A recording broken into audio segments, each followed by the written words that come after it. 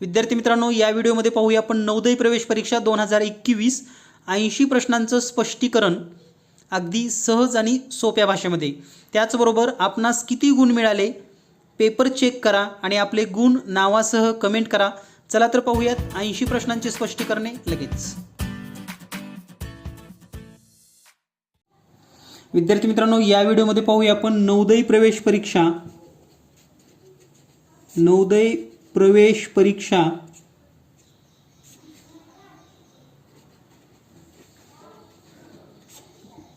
2021 म्हणजेच आजच झालेला पेपर आणि या पेपरमधील सर्व 80 प्रश्नांची स्पष्टीकरण सह उत्तरे। सर्वात महत्त्वाचं या ठिकाणी स्पष्टीकरण मिळणार आहे आणि सर्व 80 प्रश्नांचं स्पष्टीकरण आपल्याला या पेपरमध्ये दिलं जाणार आहे। तर आजच झालेला 2021 चा पेपर आणि या पेपरमधील सर्व प्रश्न आपण या ठिकाणी पाहणार आहोत। त्यापूर्वी ज्या विद्यार्थ्यांनी जीनियस मॅथ पब्लिकेशनचा प्रश्नसंच वापरलेला आहे, जवाहर नवोदय विद्यालय सराव प्रश्नसंच, तर या प्रश्नसंचमधील अनेक प्रश्न परीक्षेमध्ये आलेले आहेत। त्याचबरोबर आत्ताच प्रकाशित झालेली मार्गदर्शिका जवाहर नवोदय विद्यालय मार्गदर्शिका, ही मार्गदर्शिका ज्या विद्यार्थ्यांनी वापरलेली आहे त्यांना सुद्धा या आजच्या पेपरमध्ये जे सरासरीची उदाहरणं होती, त्याचबरोबर सरळ व्याजाने दामदुप्पट कसा होतो याची उदाहरणं होती, ही सर्व उदाहरणं या पुस्तकामध्ये जशाला तशी या ठिकाणी तुम्हाला सोडवून दिलेली आहेत। हा व्हिडिओ झाल्यानंतर नक्कीच तुम्हाला ते उदाहरणं सुद्धा दाखवले जातील। तर पाहूयात आजच्या 80 प्रश्नांची उत्तरे स्पष्टीकरणसह लगेच। तर विद्यार्थी मित्रांनो, खंड 1 मानसिक क्षमता चाचणी भाग 1 आणि यामध्ये पहिला प्रश्न होता। प्रश्न क्रमांक 1 ते 4 मध्ये 4 आकृत्या ABCD दाखवल्या आहेत। या 4 आकृत्यापैकी कोणत्या तरी बाबतीत 3 आकृती समान आहेत, तर आपल्याला वेगळी आकृती ओळखायची। तर या वेगळ्या आकृतीमध्ये पहा, पर्याय 1 मध्ये TIC हे 3 अक्षर आहेत। या ठिकाणी पण TIC अक्षर आहे आणि या ठिकाणी पण TIC आहे। या ठिकाणी मात्र TEC आहे, म्हणजे वेगळा आहे पर्याय C। तर तुमच्या पेपरमध्ये हा प्रश्न कोणता आहे हा समजून घ्या आणि त्या ठिकाणी टिक करून घ्या। यानंतर दुसरा प्रश्न आहे। या दुसऱ्या प्रश्नामध्ये जर आपण पाहिलं, 3 कोपऱ्याला 3 वर्तुळ आणि 1 त्रिकोण दिलाय। 3 वर्तुळ 1 त्रिकोण, 3 वर्तुळ 1 त्रिकोण, 3 वर्तुळ आणि 1 त्रिकोण, परंतु हे तिन्ही त्रिकोण पहा, या दोन बाजूला यांचा बेस आहे, परंतु या चौथ्या आकृतीमध्ये शिरोबिंदू आणि हा चौरसाचा शिरोबिंदू सेम आहे, म्हणून वेगळा पर्याय आहे पर्याय क्रमांक D। काळजीपूर्वक तपासा, प्रत्येक प्रश्न महत्त्वाचा आहे। एक मार्क आपल्याला काउंट करायचा आहे आणि शेवटी आपलं नाव आणि आपले गुण सुद्धा आपल्याला चॅनलवर शेअर करायचे आहेत। त्यानंतर तिसरा प्रश्न, तिसऱ्या प्रश्नामध्ये पहा 4 अक्षरे दिलेले आहेत आपल्याला PQRS। तर या ठिकाणी जर यांचा क्रम पाहिला आपण PQRS, तर हा घड्याळाच्या दिशेने तुम्हाला क्रम दिसेल असा। या ठिकाणी जर पाहिला तर PQRS घड्याळाच्या विरुद्ध दिशेने हा क्रम आहे। PQRS हा पण घड्याळाच्या विरुद्ध दिशेने क्रम आहे। PQRS हा पण घड्याळाच्या विरुद्ध दिशेने क्रम आहे। म्हणजे या ठिकाणी फक्त घड्याळाच्या दिशेने जो क्रम आहे तर तो आहे आकृती A मध्ये, म्हणजेच वेगळा आहे पर्याय A। यानंतर पुढचा प्रश्न, पुढच्या प्रश्नामध्ये आपल्याला 4 ABCD 4 आकृती आहेत। यामध्ये पहा 3 गोल, या ठिकाणी पण 3 गोल आहेत, 4 फुल्या, 4 फुल्या, 4 अधिक 3 अधिक 2 चौकटी बॉक्स, 2 चौकटी बॉक्स, म्हणजे या ठिकाणी ही समान संख्या आहे 3 3, 4 4, 2 2। या ठिकाणी मात्र हे 4 आणि हे 3 आहे, म्हणजे वेगळा आहे पर्याय C। तर हे 4 प्रश्न समजून घ्या, तुमच्या पेपरमध्ये हा कोणता प्रश्न आहे हे आपल्या लक्षात येणं गरजेचं आहे। यानंतर पाहूया आपण पुढील प्रश्न। यानंतर पुढील प्रश्न आहे प्रश्न क्रमांक 5 ते 8 मध्ये डाव्या बाजूस एक प्रश्न आकृती दिलेली आहे आणि उजव्या बाजूस ABCD अशी 4 आकृत्या दिलेल्या आहेत। तर उत्तर आकृत्यापैकी प्रश्न आकृतीशी समान आकृती निवडायची आपल्याला, म्हणजे जशाला तशी आकृती निवडायची आहे। तर या ठिकाणी जर आपण पाहिलं जशाला तशी आकृती, तर यापूर्वी पण आपण जेव्हा व्हिडिओ दिले होते त्यामध्ये तुम्हाला बऱ्याच आयडिया दिल्या होत्या। तर समान गुणधर्म असलेले एक आपल्याला चेक करायचं असतं। तर पहा, या ठिकाणी वर्तुळात आडवी रेषा आणि ह्या 2 रेषा, तर या ठिकाणी वर्तुळात उभी रेषा आहे इथं 2 रेषा आहेत वर्तुळात, इथं एक रेषा आहे, इथे एक रेषा आहे, म्हणजे हे 2 पर्याय चुकीचे आहेत. आता राहिलेल्या 2 मध्ये त्रिकोणाच्या मध्ये उभ्या 2 आडव्या 2 रेषा आहेत, त्रिकोणाच्या मध्ये उभ्या 2 आडव्या 2, म्हणजे पर्याय सी बरोबर आहे. यानंतर पुढील प्रश्नामध्ये जर आपण पाहिलं तर आता या ठिकाणी पहा, सेम आकृती ओळखत असताना 2 गुणिलेचे चिन्ह, अगोदर मोठ्या चिन्हांचा विचार करूया.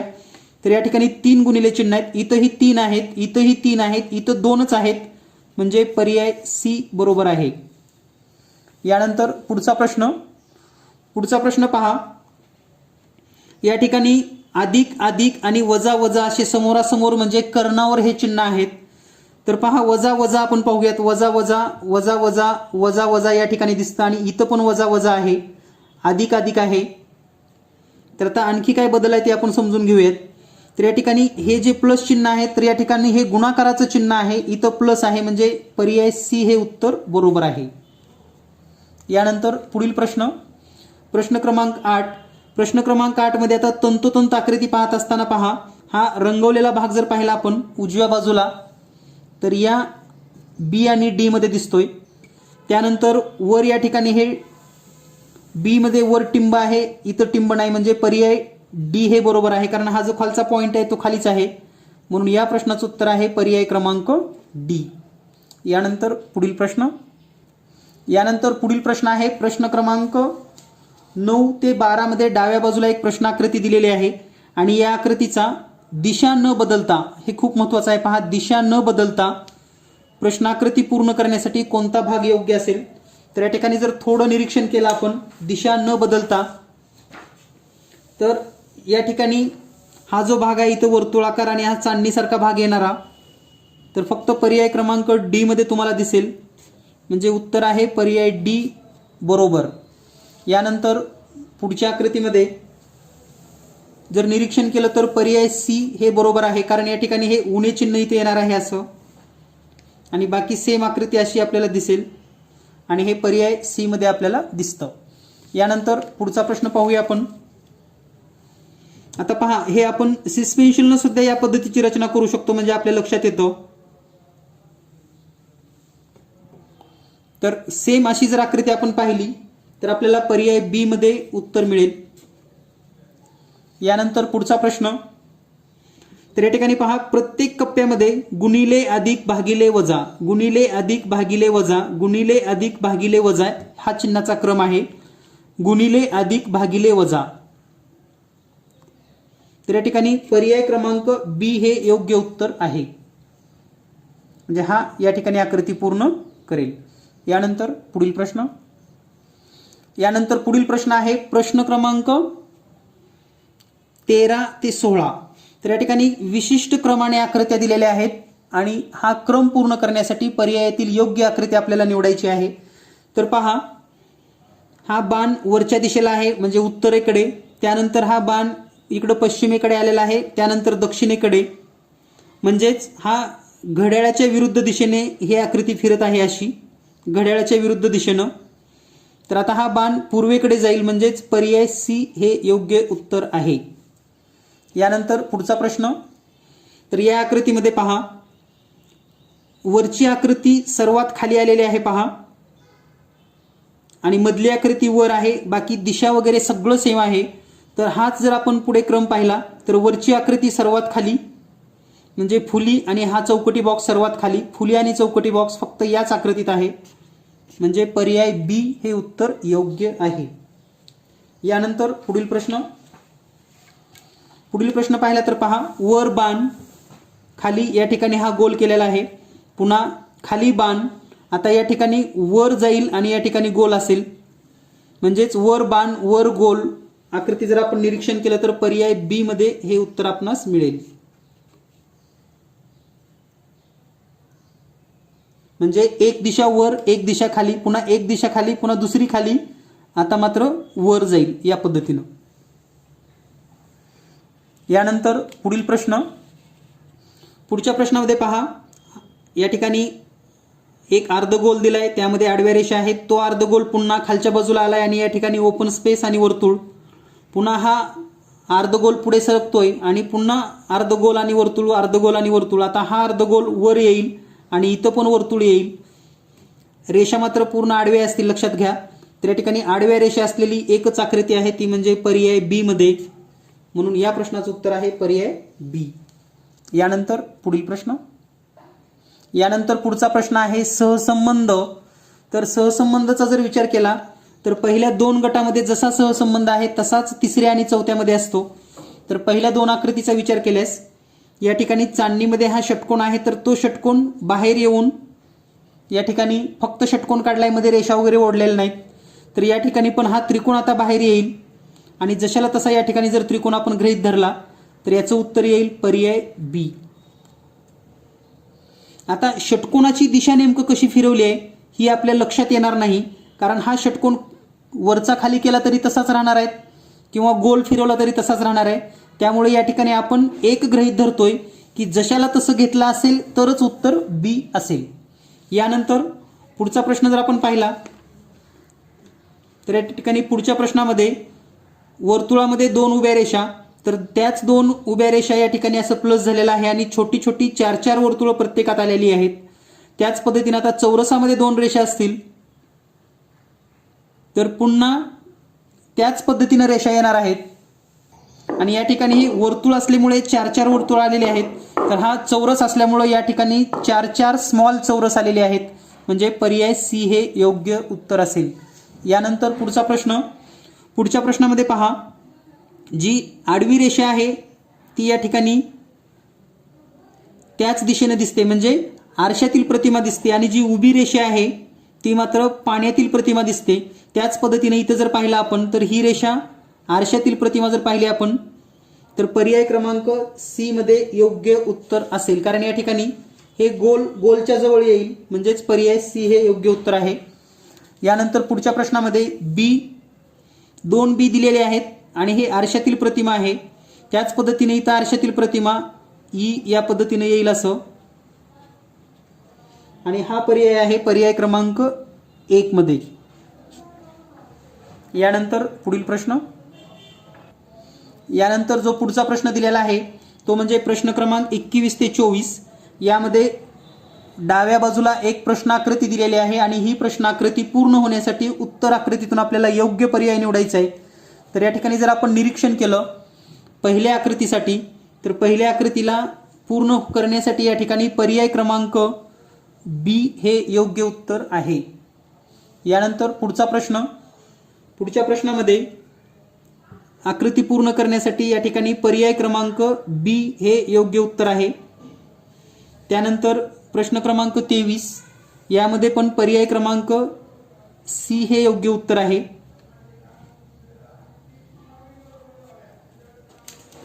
यानंतर पुढील प्रश्न. प्रश्न क्रमांक 24. प्रश्न क्रमांक 24चा जर विचार केला तर या ठिकाणी पर्याय डी हे योग्य उत्तर येणार आहे, कारण हा जो स्पेस आहे इथं हा स्पेस जास्त आहे आणि हा जो स्पेस आहे हा कमी आहे, आणि इथं जर पाहिला आपण तर हा स्पेस जास्त होतो याच्या बरोबरीने जर आपण घेतलं तर असं. त्यामुळं पर्याय क्रमांक डी हे उत्तर बरोबर असेल. यानंतर पुढील प्रश्न. यानंतर पुढचे प्रश्न आहेत प्रतिबिंब. तर या ठिकाणी प्रतिबिंब बरोबर अगदी जशाला तसं प्रतिबिंब कसं दिसेल हे आपल्याला या ठिकाणी शोधायचं आहे. आणि या ठिकाणी पहिला जो शब्द आहे BEND, तर याचं योग्य उत्तर आहे पर्याय क्रमांक ए. तर आता हे इतर का चुकीचे आहेत ते पण आपल्याला सांगता आलं पाहिजे. या ठिकाणी एन जशाला तसं राहिलेला आहे.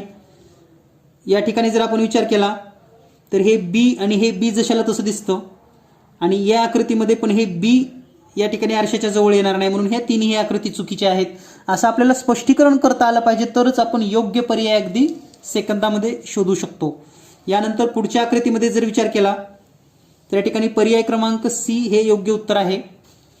यानंतर पुढील प्रश्न. पुढच्या प्रश्नामध्ये वर्तुळ फुली पर्याय क्रमांक ए हे उत्तर बरोबर आहे. आणि यानंतर यामधील शेवटचा प्रश्न पर्याय क्रमांक 4 उत्तर बरोबर आहे. यानंतर पुढील प्रश्न. यानंतर पहा, कागदाला घडी घालून जेव्हा ती उघडली जाते तेव्हा कोणत्या प्रकारची आकृती तयार होते. हा प्रश्न आपल्याला सोडवायचा आहे. आणि या ठिकाणी जो पहिला प्रश्न आहे तुमच्या पेपरमध्ये पहा आणि त्याच ठिकाणी गोल करा. तर या पहिल्या प्रश्नाचं उत्तर आहे पर्याय क्रमांक सी.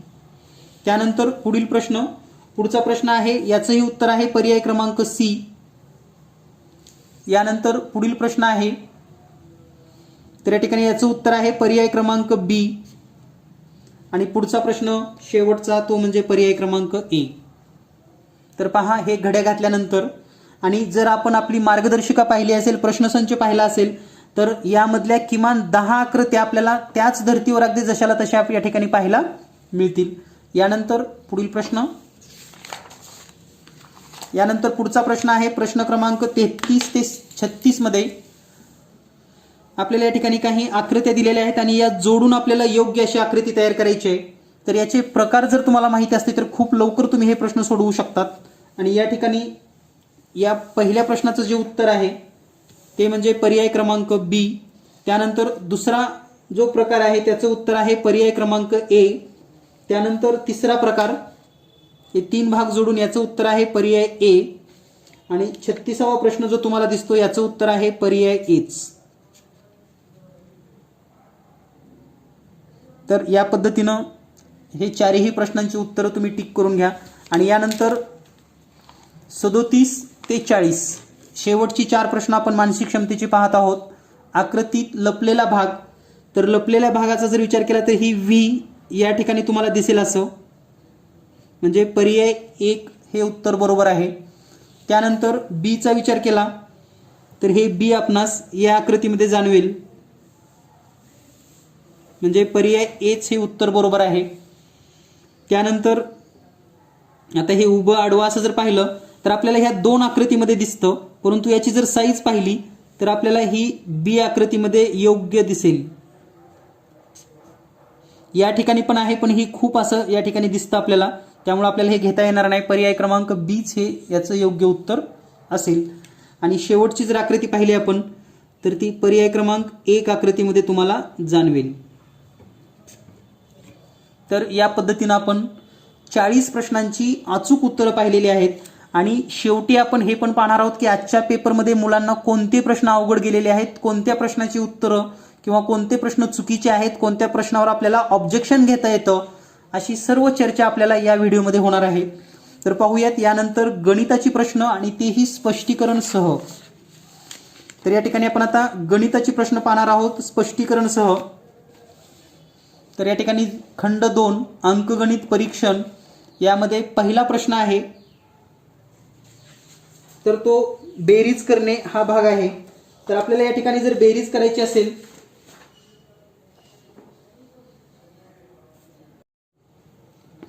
तर विद्यार्थी मित्रांनो या ठिकाणी प्रत्येक प्रश्नाचं आपण स्पष्टीकरण पाहूयात. पहिला प्रश्न आहे 41 नंबरचा. या ठिकाणी प्रश्न तुमच्या पुस्तकामध्ये किंवा तुमच्या पुस्तिकेमध्ये वेगळा असेल तर त्याच पद्धतीने याचं उत्तर तुम्ही समजून घ्या. कोणता प्रश्न आहे तो समजूनच या ठिकाणी टिक करा.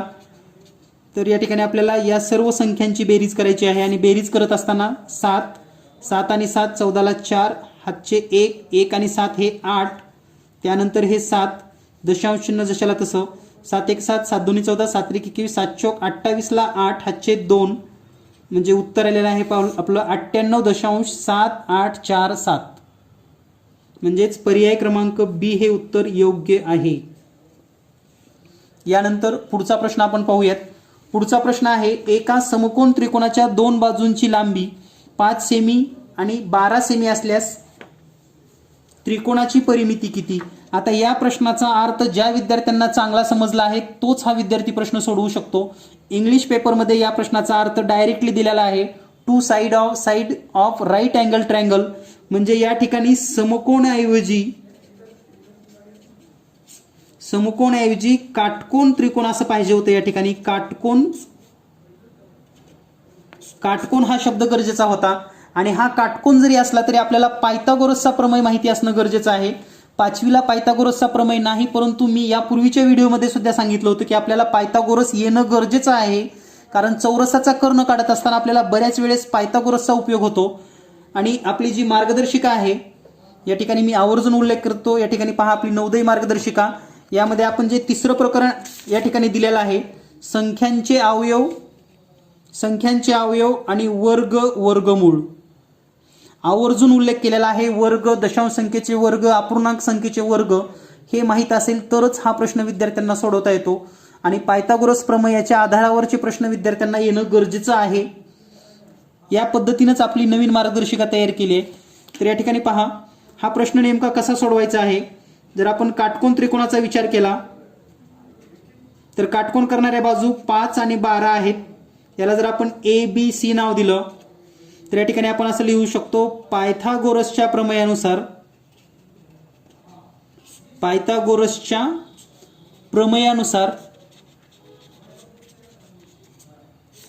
काय लिहिता येतं, ACचा वर्ग म्हणजे कर्णाचा वर्ग बरोबर ABचा वर्ग अधिक BCचा वर्ग. आपलं ज्या विद्यार्थ्यांनी आपलं यूट्यूब चॅनल पाहिलेलं आहे त्यांना हा प्रश्न नक्की सोडवता आलेला आहे, कारण अशी अनेक प्रश्न आपण यूट्यूब चॅनलवर दिलेली होती. तर ABचा वर्ग या ठिकाणी जर पाहिला आपण 12चा वर्ग आणि 5चा वर्ग, 12चा वर्ग 144 अधिक 5चा वर्ग 25, दोन्हीची बेरीज 169 म्हणजे ACचा वर्ग 169 येतो. आणि म्हणून AC बरोबर वर्गमूळ घेतलं तर 13 येतं. तर ज्या विद्यार्थ्यांना हे वर्गमूळ काढता येतात त्यांना हा प्रश्न अगदी तोंडी सोडवता येतो. तर ही बाजू येते 13. आणि बऱ्याच विद्यार्थ्यांना पायथागोरसचे त्रिकूट पाठ आहेत 5, 12 आणि 13. तर आपल्याला परिमिती विचारली आहे 5 अधिक 12 अधिक 13, तर परिमिती येते 30 सेमी. म्हणजेच या प्रश्नाचं उत्तर आहे प्रश्न क्रमांक 42, 30 सेमी. यानंतर आपण पुढचा प्रश्न पाहूयात. पुढचा प्रश्न आहे, एक वस्तू 7,500 रुपयामध्ये विकत घेतली जाते आणि 8,400 मध्ये विकली जाते, तर नफ्याची टक्केवारी काय. तर विद्यार्थी मित्रांनो, नफा काढत असताना खरेदी आहे 7,500, विक्री आहे 8,400. तर आपण जर नफा काढला तर नफा बरोबर 8,400 मायनस 7,500 म्हणजे 900 रुपये नफा झालेला आहे. आणि 900 रुपये नफा, तर आपल्याला शेकडा नफा कसा काढायचा हे सूत्र माहिती असेल. तर शेकडा नफा बरोबर नफा छेदामध्ये खरेदी किंमत 7,500 गुणिले 100. तर हे 2 शून्य कट होतील, 2 शून्य कट होतील. या ठिकाणी 15 न भागूयात आपण. 15 5 75, 15 सख्ख 90 आणि हे शून्य जशाला तसं. पुन्हा 5 न 60 ला भागूयात. 5 1 5, 5 1 5, 1 उरलं, 5 2 10 म्हणजे शेकडा नफा आहे 12%. तर या प्रश्नाचं उत्तर आहे पर्याय C. यानंतर पुढील प्रश्न आहे, एक सामना एकूण अर्धा तास चालतो. सामन्याच्या वेळेच्या 1/10 काळ टाइम आउट साठी देण्यात येतो, तर टाइम आउट किती मिनिटाचा आहे. तर सामना किती चालतो, 30 मिनिट. याच्या 1/10 हे जर आपण सोडवलं, 10 1 10, 10 त्रिक 30 म्हणजे 3 मिनिट. 3 मिनिट हा टाइम आउट साठी असणार आहे. म्हणून या प्रश्नाचं उत्तर आहे पर्याय क्रमांक B, 3 मिनिट. यानंतर पुढचा प्रश्न पाहूया आपण. पुढचा प्रश्न आहे, 154 गुणिले 18 बरोबर 2772, तर 27.72 भागिले 1.8. तर पहा, बऱ्याच वेळेस हा प्रश्न आपण चर्चा केलेला होता. याचं तोंडी उत्तर कसं येतं सांगतो. आता या ठिकाणी 27ला 1 न भागायचं आहे असं आपण समजूया. त्याची कल्ला पण पॉईंट नाही, तर अंदाजे जर विचार केला 27ला 1 न भागलं तर 27 उत्तर येणार आहे. परंतु वर 0.8 आहे म्हणजे 27 पेक्षा लहान उत्तर येईल. म्हणजे या ठिकाणी 15.4 B हे उत्तर योग्य आहे. आणि याच्या मेथडनं जरी सोडवलं तरी हेच उत्तर येतं. त्यानंतर पुढचा प्रश्न आहे, एक रेल्वे गाडी दिल्लीहून सकाळी 8:15 सुटते आणि दुपारी 2:30 अजमेरला पोहोचते. रेल्वे गाडीला दिल्लीहून अजमेरला पोहोचण्यासाठी किती वेळ लागला. तर पहा, 2:30. तर या ठिकाणी सोपी पद्धत तुम्हाला मी या ठिकाणी सांगितली होती यापूर्वीही, तर त्याच पद्धतीचा वापर करा. 24 तासी घड्याळामध्ये रूपांतर केलं आपण तर 2:30 म्हणजेच 14:30. 14:30 मधून 8:15 वजा करा, कारण ही सकाळची वेळ आहे. तर या ठिकाणी 10 मधून 5 गेले 5, 2 मधून 1 गेलं 1 आणि 14 मधून 8 गेल्यानंतर 6.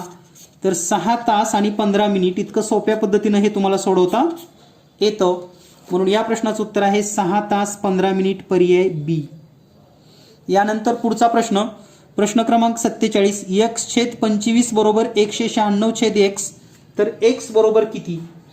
तर पहा विद्यार्थी मित्रांनो, पुन्हा या ठिकाणी वर्ग आणि वर्गमूळाचा प्रश्न येतोय आणि आपल्या विद्यार्थ्यांना ज्यांना वर्ग वर्गमूळ माहीत आहेत कशी शोधायची त्यांनाच हा प्रश्न अगदी सेकंदामध्ये सोडवता येतो.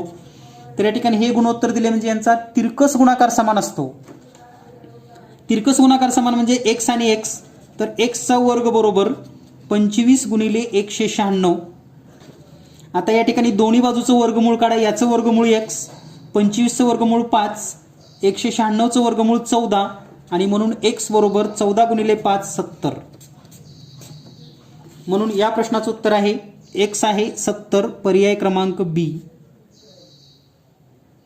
या ठिकाणी पर्याय क्रमांक बी. पुढील 2,02,000 याला अंकात लिहिल्यास ते पुढीलपैकी असेल तर 2,02,000 म्हणजेच पर्याय क्रमांक 2,02,000 आहे. या ठिकाणी 2,02,000 पर्याय क्रमांक सी हे उत्तर योग्य आहे.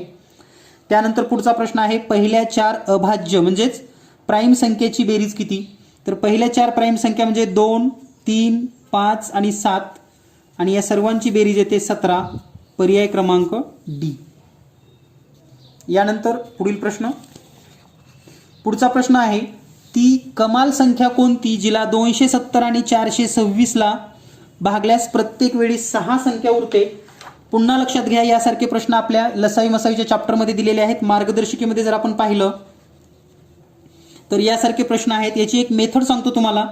6 प्रत्येक वेळी 6 संख्या उरते तर 270 मधून 6 वजा करूयात. जर आपण 270 मधून 6 वजा केलं विद्यार्थी मित्रांनो तर या ठिकाणी उत्तर येतं 264 आणि 420 मधून पण 6 वजा करा 26 मधून, उत्तर येतं 420. तर 464 आणि 420, 264 420 यांचा आपल्याला मसावी काढायचं आहे. तर 264 420 या पद्धतीने आपण मसावी काढूया. त्याला जर आपण भागलं तर या ठिकाणी पहा 2चा भाग बसतो. बे 1 बे, बे 3 4, बे 2 4, बे 2 4, बे 1 बे आणि हे 0. त्यानंतर आणखी 2चा भाग जाईल. बे 6 12, 1 उरलं, बे 6 12, बे 1 बे, 0चा भाग, बे 5 10. पुन्हा आणखी याला 3 ने भाग जाईल. 3 2 6, 3 2 6, 3 3 9, 1 उरलं, 3 5 15. आता 22 आणि 35 ला भाग जात नाही कोणत्याच संख्येने समान, म्हणजे मसावी काढत असताना सामायिक अवयव जर पाहिले आपण तर या ठिकाणी मसावी येतो 2 गुणिले 2 गुणिले 3 आणि याचा गुणाकार येतो 12. म्हणजे या संख्येला जर आपण 12 ने भागलं तर प्रत्येक वेळेस बाकी 6 राहते. म्हणून याचं उत्तर आहे पर्याय ए. यानंतर पुढील प्रश्न, पुढचा प्रश्न आहे आपल्याला पदावली सोडवायची आहे. तर या ठिकाणी प्रत्येक प्रश्न आपण स्पष्टीकरण घेत आहोतच, त्यामुळं कुणाच्याही मनामध्ये शंका राहणार नाही कोणत्याही प्रश्नाची आणि इतर कोणत्याही चॅनलची तुम्हाला आता उत्तरं पाहण्याची गरज पडणार नाही, कारण सर्वच स्पष्टीकरण आपण या ठिकाणी 100% देणार आहोत.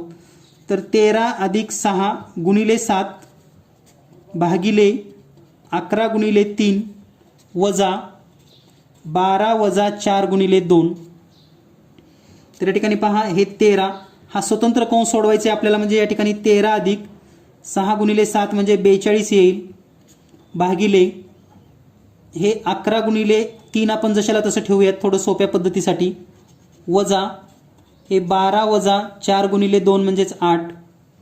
त्यानंतर या ठिकाणी पहा हे 3 गुणिले 13 आणि 42 म्हणजे हे होईल 55 आणि भागाकारामध्ये 11 गुणिले 3 आहे तर हे छेदामध्ये लिहूयात आपण सोपं होण्यासाठी आणि वजा 12 मधून 8 गेले म्हणजे हे 4 राहणार आहे. हे भागाकारामध्ये आपण इथे लिहिलेलं आहे तर 3 1 3, 3 1 3, 11 1 11, 11 5 55. तर या ठिकाणी आता जर पाहिलं आपण तर या ठिकाणी आलेलं आहे 5 वजा आणि पुढे 4, उत्तर येतं 5 मधून 4 गेले 1. म्हणून या प्रश्नाचं उत्तर आहे पर्याय बी 1. यानंतर पुढचा प्रश्न आहे सरासरीवरचा. आता सरासरीवरचा स्पेशल धडा आपल्या मार्गदर्शिकेमध्ये दिलाय आणि यासारखी उदाहरणं पण आहेत.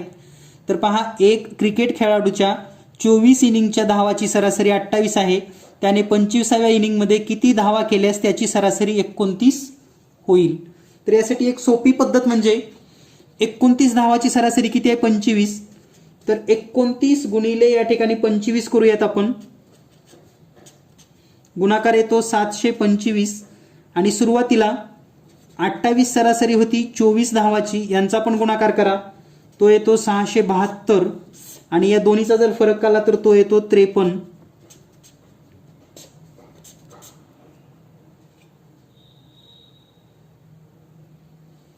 तर या ठिकाणी पहा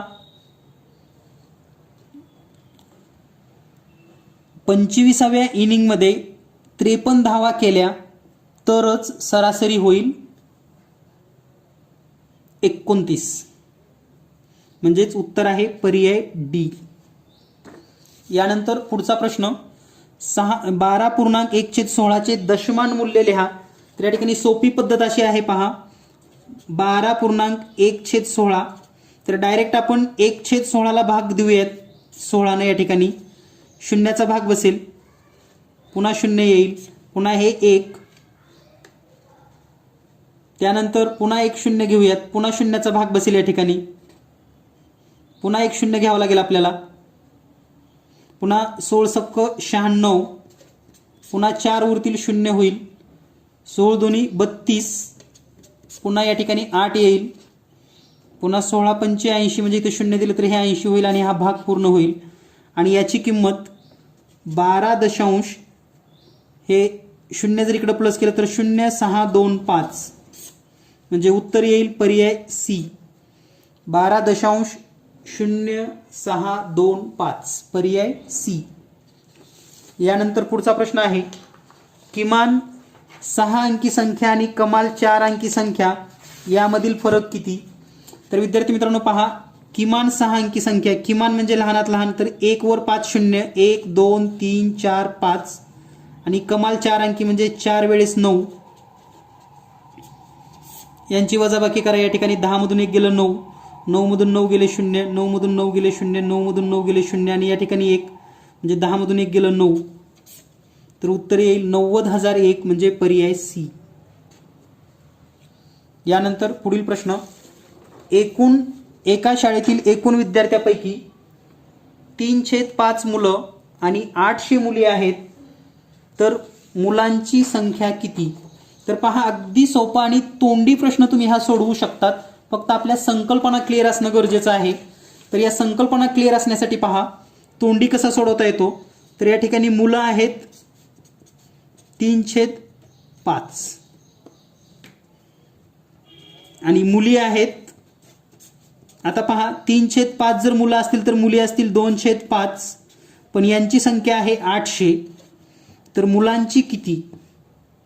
तर पहा आता 5 पैकी 2 भाग म्हणजे 800 असेल, तर 5 पैकी 3 भाग म्हणजे, तर पहा 5/2 या ठिकाणी 2/5चा जर विचार केला, 3/5 आणि 2/5, 2/5 म्हणजे 800, याच्यावरून 1/5 म्हणजे 400 आणि 3/5 म्हणजे 1200. हे अगदी तोंडी सुद्धा आपल्याला सांगता येतं. म्हणून या ठिकाणी मुलांची संख्या 3/5 1200 असेल, मुली 2/5 800 आहेत, म्हणून या प्रश्नाचं उत्तर आहे सी 1200. मुलांची संख्या असेल 1200, 1200. यानंतर पुढील प्रश्न आहे, खालील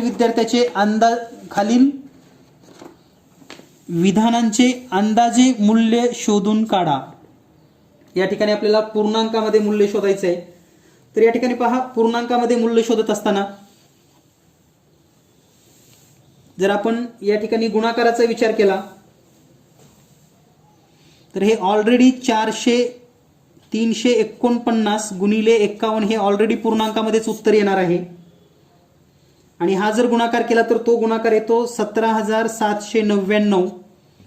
आता राहतो फक्त पुढचा, तर या ठिकाणी 632 ऐवजी 630 घ्या, भागिले 30 करूयात आपण. या ठिकाणी 31 ऐवजी 30, तर हे 00 कटेल आणि या ठिकाणी उत्तर येईल 21. आता ही जर बेरीज केली तर उत्तर येतं 17,820. आता 820च्या जर जवळचा विचार केला आपण, 17,821 म्हणजे पर्याय सी हे योग्य उत्तर आहे. कारण पहिला ऑलरेडी पूर्णांक आहे, त्यामुळे याच्यामध्ये काहीही बदल होणार नाही हे लक्षात घ्या. आणि म्हणून या प्रश्नाचं उत्तर येईल 17,821.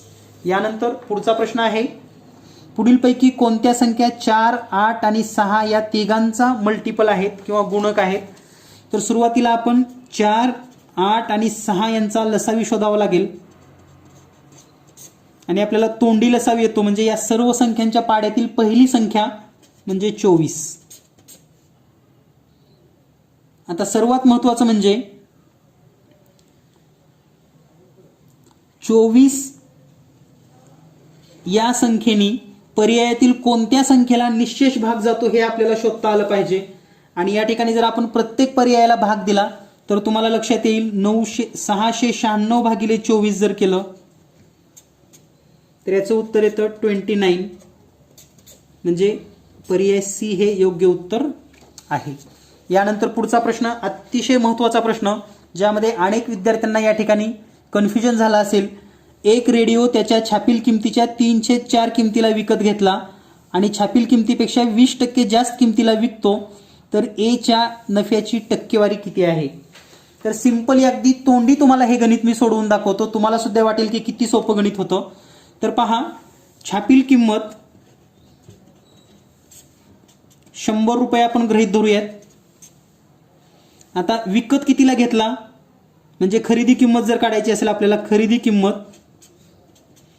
तर 100च्या 3/4 म्हणजे 4 × 4, 4 × 2 = 8, 4 × 5 = 20, 25 × 3 = 75 रुपयाला खरेदी किंमत आहे, लक्षात घ्या.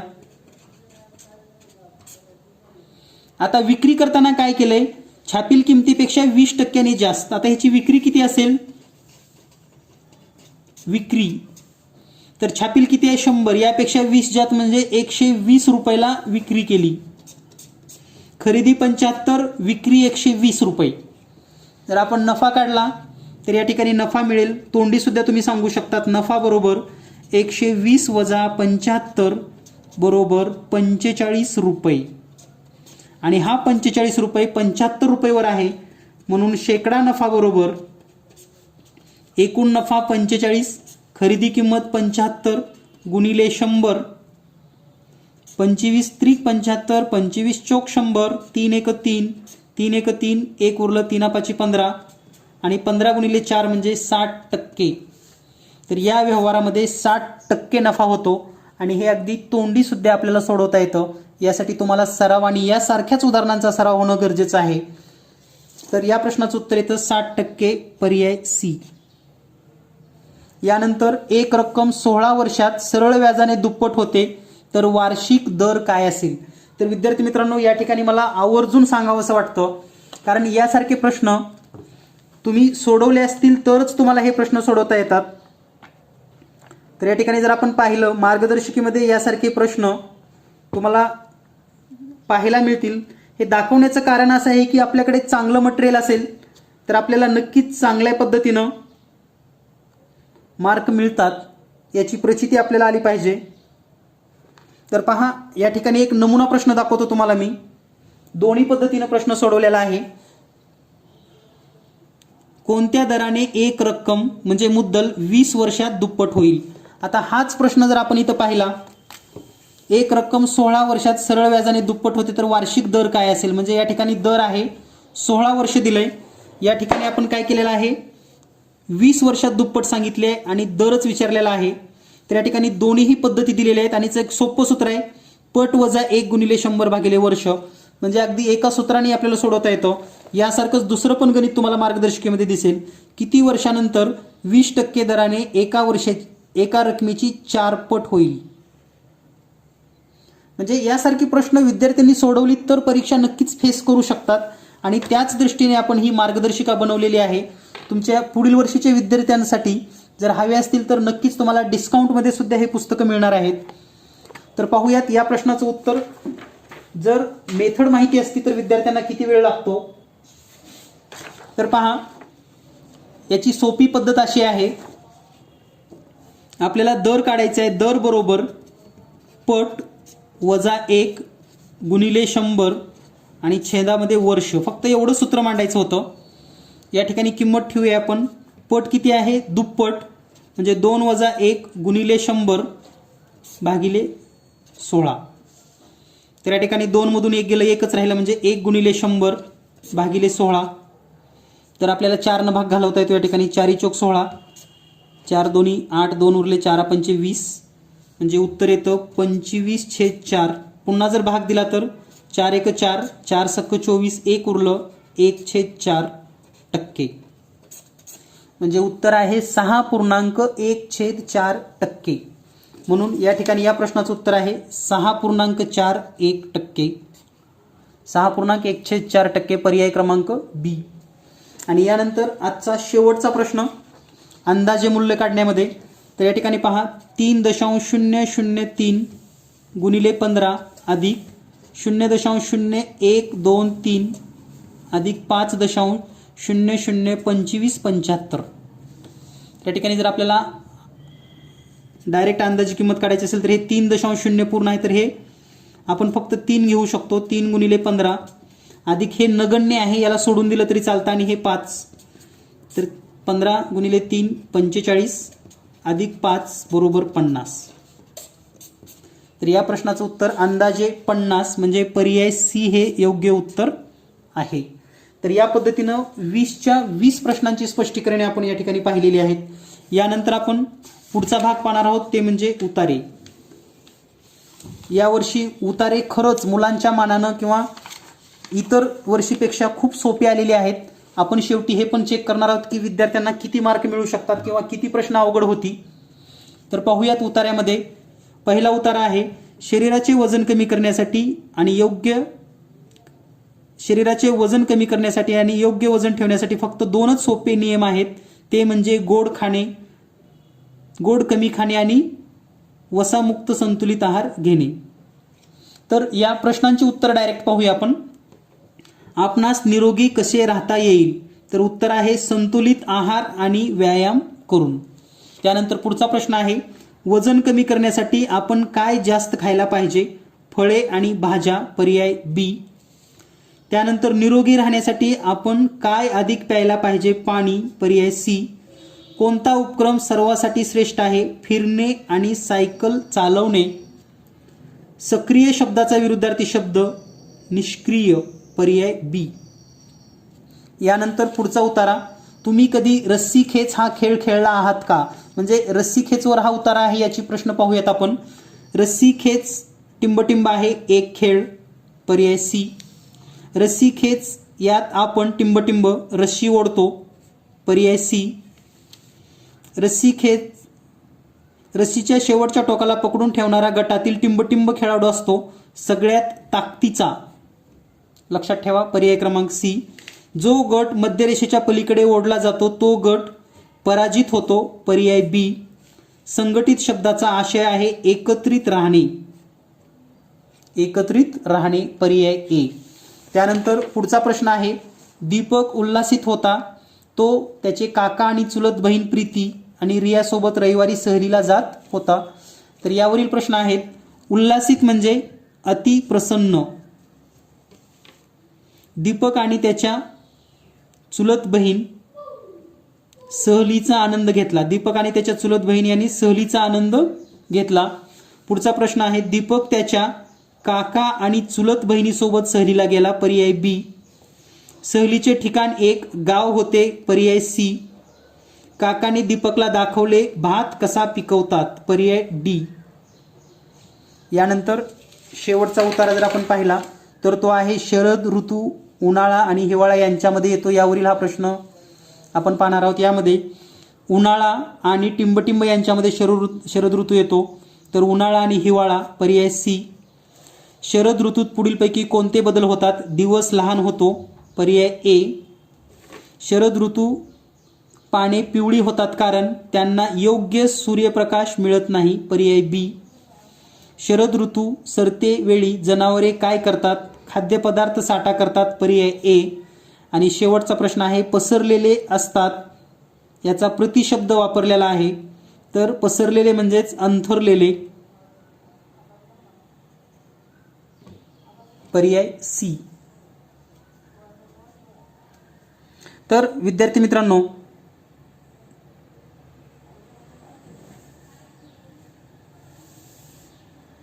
या ठिकाणी आपण 80 प्रश्नांची स्पष्टीकरण पाहिलेली आहे. ओघामध्ये जर एखादा प्रश्न जर बाय मिस्टेक, शक्यतो या ठिकाणी 100% अचूक उत्तर देण्याचा प्रयत्न केलेला आहे, तरीही समजा ओघात एखादा प्रश्न राहिला असेल तर या ठिकाणी नक्कीच तुम्ही कमेंट करून मला सांगू शकतात. त्याचबरोबर आता आजच्या पेपरचा थोडक्यात जर आपण आढावा घेतला, कारण आपल्याला प्रश्नांचा आढावा किंवा मेरिट काय असू शकतं याची सुद्धा माहिती असणं गरजेचं आहे. तर पहा, मानसिक क्षमता चाचणी,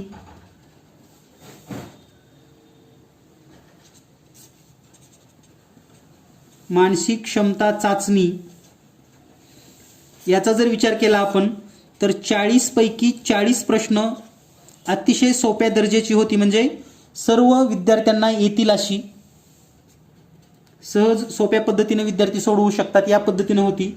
त्यानंतर आपण शेवटचा भाग पाहूयात, भाषा. भाषेचा जर विचार केला तर ज्याचं वाचन चांगलं आहे अशा सर्व विद्यार्थ्यांना 20 पैकी 20 मार्क मिळतात, यामध्ये काहीही शंका नाही. आता फक्त गणितामध्ये कोणत्या प्रश्नामध्ये मुलांचा गडबड झालेली असू शकते ते आपण या ठिकाणी थोडी चर्चा करूयात. तर जर आपण पहिल्यापासून पाहिलं तर प्रश्न क्रमांक 42, समकोन त्रिकोणाच्या 2 बाजू. तर हा प्रश्न खरं तर योग्य ट्रान्सलेट झालेला नाही. समकोन त्रिकोण, तर या प्रश्नामध्ये मुलांचा गोंधळ उडालेला आहे. हा प्रश्न क्रमांक म्हणजे एक प्रश्न आहे. त्यानंतर बाकी पुढचा प्रश्न विद्यार्थ्यांना सोडवता येतो. 44 नंबरचा प्रश्न पण अतिशय सोपा आहे, फक्त वाचन व्यवस्थित होणं गरजेचं होतं. त्यानंतर बाकी सर्व प्रश्न अगदी सेम फॉर्मॅटमध्ये आलेले आहेत, कोणताही प्रश्न जास्त अवघड नाही किंवा सोपा नाही. हां, यानंतर पहा 52चा प्रश्न आहे, एका क्रिकेट खेळाडूच्या 24 इनिंग्जच्या धावाची सरासरी 28 आहे, 25व्या इनिंग्जमध्ये किती धाव्या कराव्यात. म्हणजे हा जो 52 नंबरचा प्रश्न आहे, धावांची सरासरी,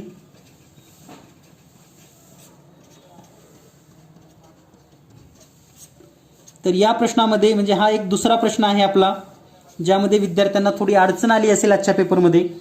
त्यानंतर पुढचा प्रश्न, दशमान मूल्य वगैरे अतिशय सोप्या पद्धतीने या ठिकाणी आहे. पुढचा आहे, एका शाळेतील एकूण विद्यार्थी 203 मुलं. तर हा पण प्रश्न अगदी तेवढा काही अवघड नाही, मीडियम दर्जाचा आहे, सहज विद्यार्थ्यांना सोडवता येतो.